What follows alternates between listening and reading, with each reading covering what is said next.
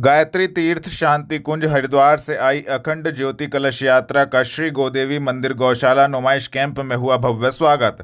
आपको बता दें, गायत्री तीर्थ शांति कुंज हरिद्वार से चलकर आई अखंड ज्योति कलश यात्रा का सोमवार दोपहर 3 बजे प्राचीन सिद्धपीठ श्री गोदेवी मंदिर गौशाला नुमाइश कैंप में विजयकांत चौहान भगत सिंह जूनियर संस्थापक वंदे मातरम मिशन एक चिंगारी ट्रस्ट के नेतृत्व में फूलों की मशीन के साथ पुष्प वर्षा कर आरती पूजन कर स्वागत अभिनंदन किया गया। भक्तों ने अखंड ज्योति कलश के दर्शन कर धर्म लाभ उठाया, जिसको लेकर संबंधित जानकारी दी। आज हमारा परम सौभाग्य है दिव्य गायत्री पीठ शांति कुंज हरिद्वार के सानिध्य में पिछले 100 साल से निरंतर चल रही अखंड ज्योति कलश यात्रा का आज सहारनपुर आगमन हुआ। मैं Vijaykant Chauhan organise by Vande Mataram mission Chingari trust की ओर से प्राचीन सिद्धपीठ श्री गोदेवी मंदिर गौशाला की ओर से इस अखंड ज्योति कलश यात्रा का स्वागत करता हूं, अभिनंदन करता हूं। और इस यात्रा के सानिध्य में साथ में चल रहे जितने भी हमारे महापुरुष हैं, आदरणीय आर्यन शर्मा जी, उदयवीर चौहान जी और इनकी पूरी टीम का मैं वंदे मातरम मिशन की ओर से चरणों में नतमस्तक होकर प्रणाम करता हूं, अभिनंदन करता हूं, स्वागत करता हूं। आपने बहुत ही ऐतिहासिक सनातन धर्म की इस पताका को फहराने का काम किया है। गाँव दर गाँव, गली गली, चौक चौराहे पे आप इस यात्रा को लेकर जा रहे हैं। ये हमारे सनातन धर्मियों के लिए गौरव और ऐतिहासिक क्षण का पल है। मैं भी आज के इस ऐतिहासिक क्षण का एक हिस्सा बनाऊं, मेरा परम सौभाग्य है। मैं आप सभी को नमन करता हूं, प्रणाम करता हूं। ईश्वर से प्रार्थना करता हूं कि आप सदैव स्वस्थ रहें, निरोगी रहें, दीर्घायु रहें। इसी प्रकार सनातन धर्म की और गायत्री पीठ की सेवा करते रहें। जय हिंद, जय भारत, वंदे मातरम, जय गायत्री माता। आदरणीय उदयवीर जी।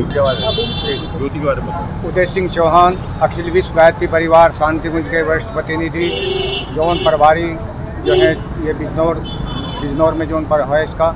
और ये अखिल विश्व गायत्री परिवार से चलकर ये ज्योति कलश यात्रा पूरे देश के गांव-गांव, शहर-शहर, नगर-नगर, कॉलोनी-कॉलोनी, मोहल्ले-मोहल्ले और यहाँ तक कि घर-घर तक जो है छूती हुई चल रही है। ये पूरे भारतवर्ष में नहीं, इस देश के 11 देशों में ज्योति कलश यात्राओं का भ्रमण शुरू हो गया। इसका एक ही मुख्य उद्देश्य है मनुष्य में देवत्व का उदय और धरती पर स्वर्ग का अवतरण। और अखंड ज्योति परम पूज्य गुरुदेव ने जो 1926 से आंवल खेड़ा में प्रजित की थी, वे अपनी लंबी सफर यात्रा करते हुए आगरा, मथुरा होते हुए 1971 से शांति कुंज में स्थापना है, जिसके अगले वर्ष 2026 में पूरे अखंड प्राकट के 100 वर्ष पूरे होने जा रहे हैं। अब यह ज्योति अखंड ज्योति नहीं रहकर प्रचंड रूपी का रूप धारण कर रही है। यह ज्योति अखंड ज्योति प्रसन्न होकर पूरे देश और दुनिया के हर भाई बहन को अपने प्रकाश से लाभान्वित करेगी, क्योंकि आज मनुष्य शांति की तलाश में दर दर भटक रहा है। मनुष्य के पास धन दौलत, मकान, कोटी पैसे की कोई कमी नहीं है, लेकिन आज व्यक्ति पारिवारिक कलहों से, आप देख रहे हैं समाज में कि एक बाप बेटे को मार रहा है, बेटा बाप को मार रहा है, बेटा माँ को मार रहा है, सास बहू के साथ झगड़े हैं। आज इसी में इसका कैसे समाधान हो, इसका एक ही मूल उद्देश्य है गायत्री मंत्र, महामंत्र का हम जाप करें, क्योंकि उसमें भगवान से सद्बुद्धि की कामना की गई है। और ये योजना पूरे 1.5 वर्ष तक चलती रहेगी। 28 फरवरी 2027 के वसंत पर्व तक पूरे भारत में और देश में चलती रहेगी।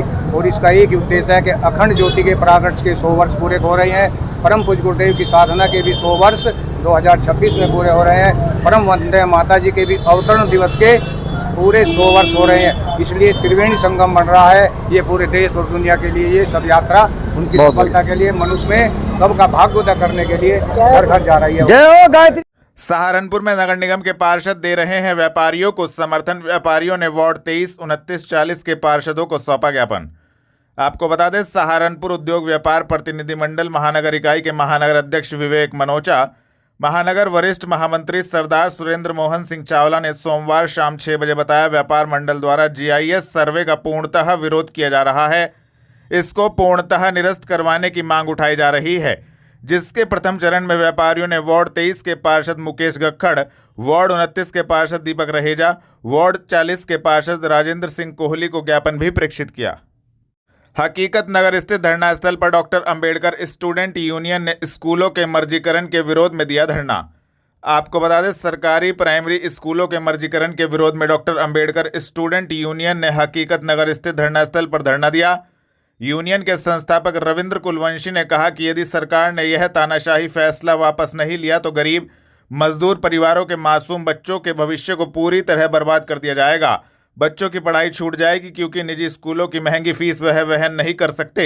सोमवार शाम 5:30 बजे संबंधित जानकारी दी गई। आपका नाम और आज किस लिए धरना दिया है? उत्तर प्रदेश के अंदर आपने सुना ही होगा, अभी हाल फिलहाल में ही 5000 सरकारी प्राइमरी स्कूलों को बंद कर दिया गया है। इसकी आधिकारिक जो संख्या है वो उससे भी ज़्यादा बड़ी है। और जिला सहारनपुर के अंदर जो हमें बीएसए कार्यालय से लिस्ट जारी होकर मिली है वह 334 स्कूल बंद हुए हैं।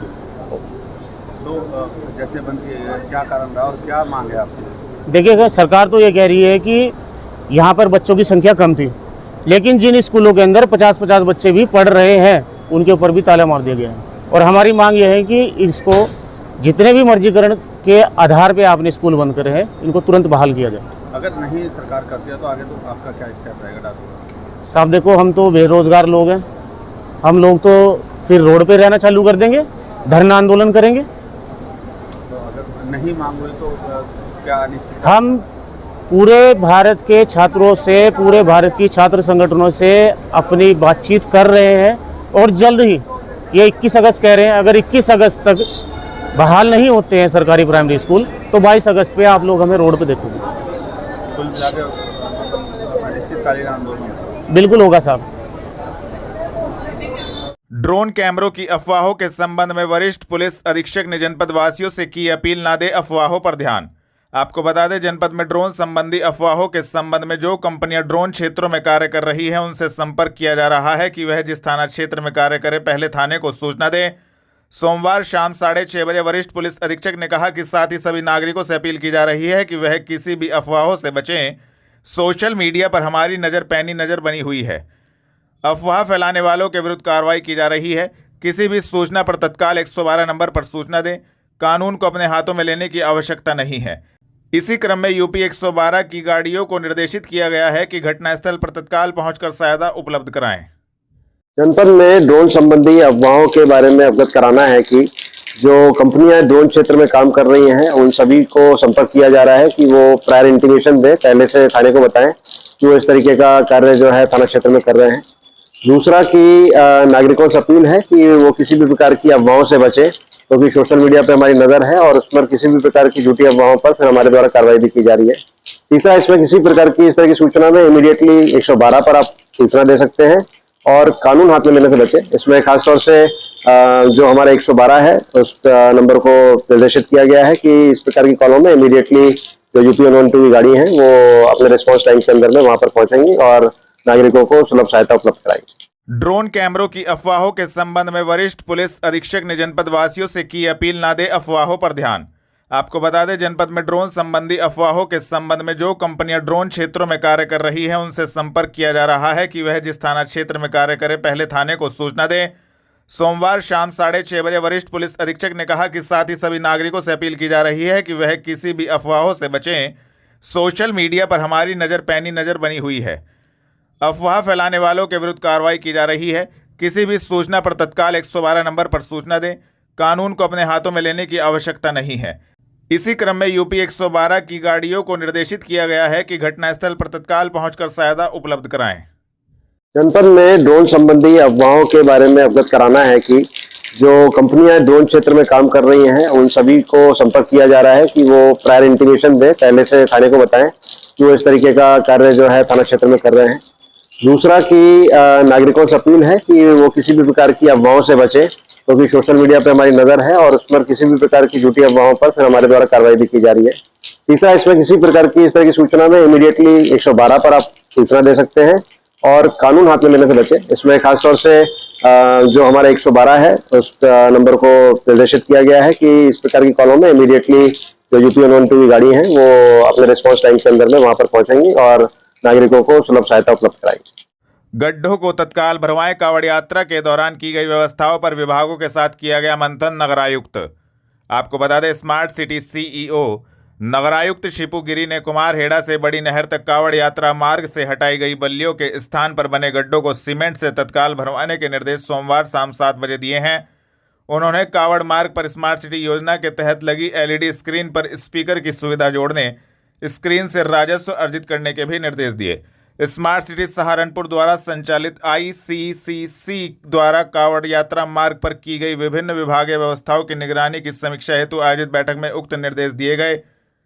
बैठक का मुख्य उद्देश्य यह सुनिश्चित करना था कि कांवड़ मार्ग पर विभिन्न विभागों द्वारा जो भी व्यवस्थाएं की गई उनकी गहन समीक्षा करते हुए संभावित कमियों की पहचान की जाए और उन्हें समय रहते दुरुस्त कर लिया जाए।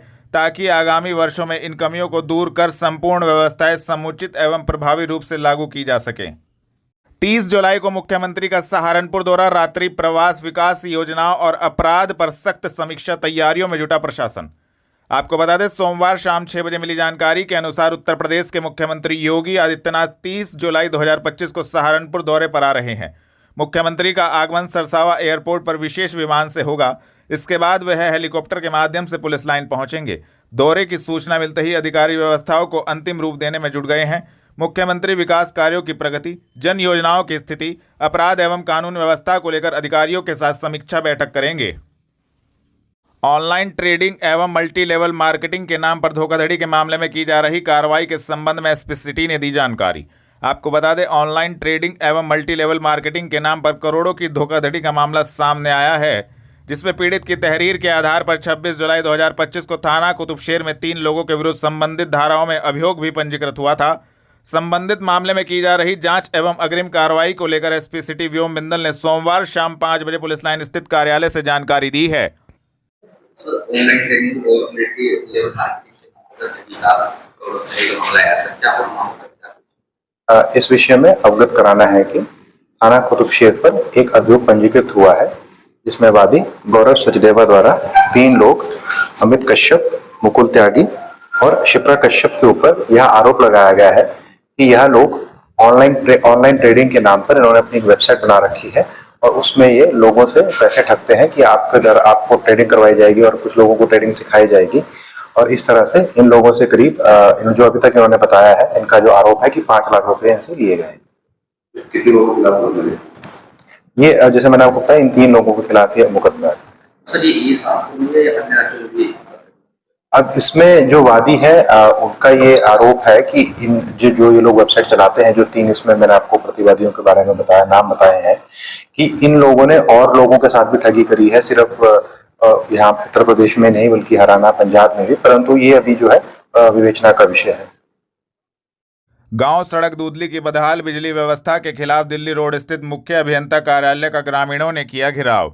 आपको बता दें, सोमवार शाम 4 बजे सड़क दूधली के रहने वाले ग्रामीण दिल्ली रोड स्थित विद्युत विभाग के मुख्य अभियंता के कार्यालय पर पहुंचे और कार्यालय का घेराव किया।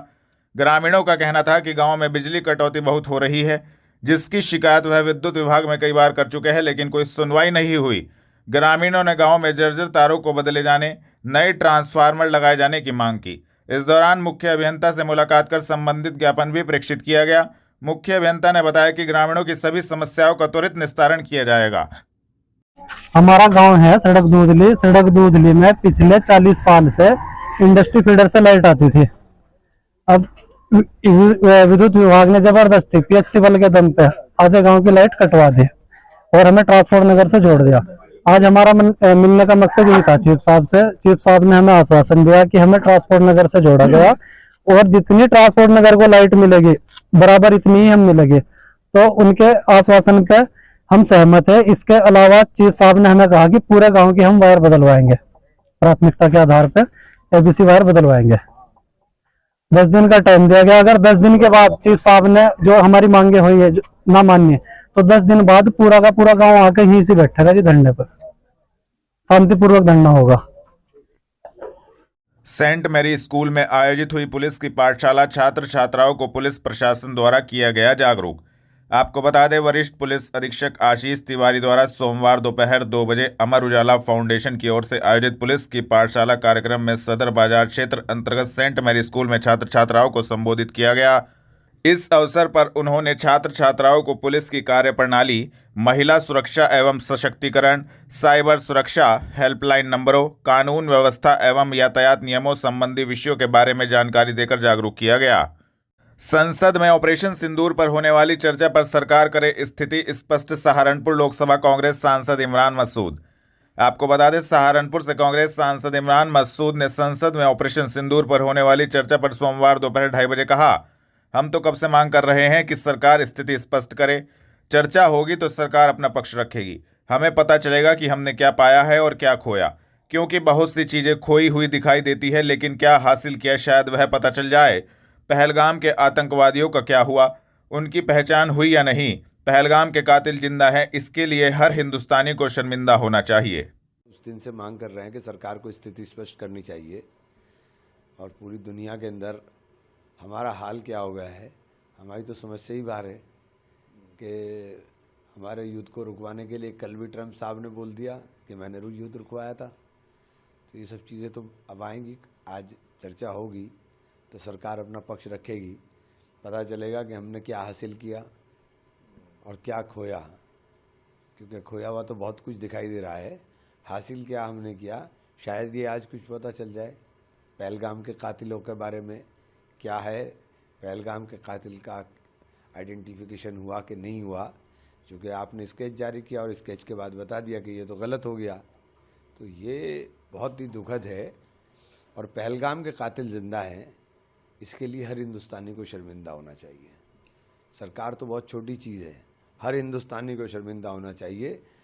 आज हम किस मकाम पर खड़े हो गए कि हमें हमारे बहनों के सुहाग उजाड़ने वाले अगर ज़िंदा घूम रहे हैं, तो ये हमारे लिए बहुत ही शर्म की बात है।